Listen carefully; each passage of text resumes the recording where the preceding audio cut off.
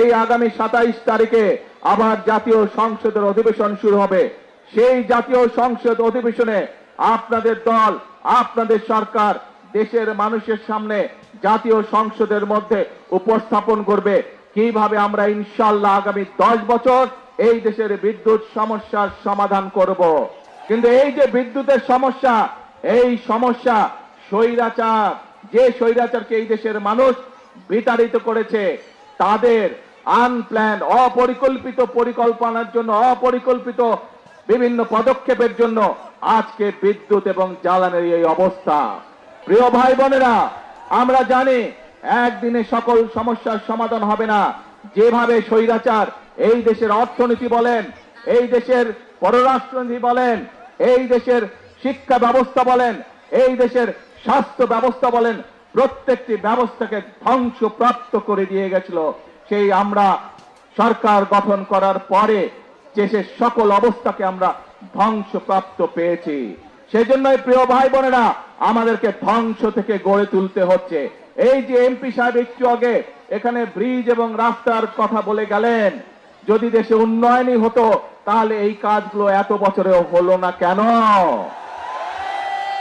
এই জন্যই হয় নাই, কারণ এর আগে যারা দেশের শাসনভার দখল করে রেখেছিল তারা জনগণের ভোটে নির্বাচিত ছিল না।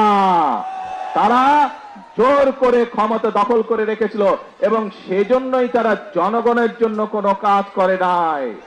আমরা দেখেছি, আমি জানি সমগ্র দেশের মানুষ, বিভিন্ন শুধু ঢাকা শহর না, ঢাকা শহর সহ বাংলাদেশের সকল মানুষ, সকল জেলা উপজেলার বহু মানুষ বিদ্যুতের কষ্ট ভোগ করছেন এই মুহূর্তে।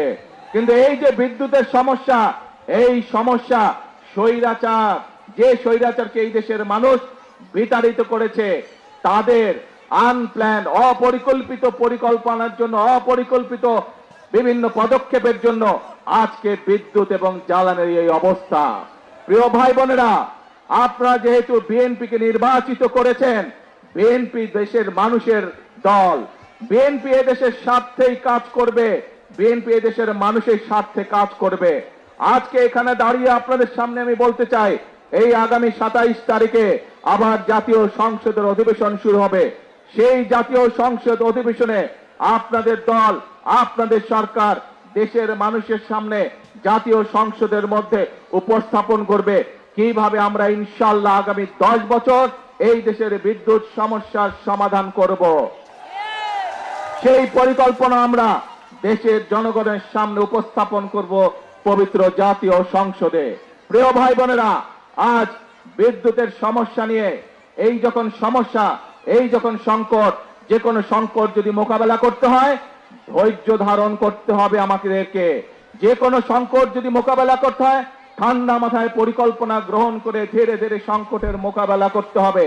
কিন্তু আমরা দেখছি এই সংকটের সুযোগ নিয়ে কিছু সংখ্যক ব্যক্তি রাস্তায়, রাজপথে বিশৃঙ্খলা তৈরির চেষ্টা করছে। রাজপথে যদি বিশৃঙ্খলা তৈরি হয় সবচেয়ে বেশি ক্ষতিগ্রস্ত হয় সাধারণ জনগণ। তাদের ব্যবসা বাণিজ্যের ক্ষতিগ্রস্ত হয়, তাদের চাকরি বাকরি ক্ষতিগ্রস্ত হয়, তাদের জীবনযাত্রা ক্ষতিগ্রস্ত হয়, কিন্তু উপকৃত হয় সেই সকল বিশৃঙ্খলাকারী।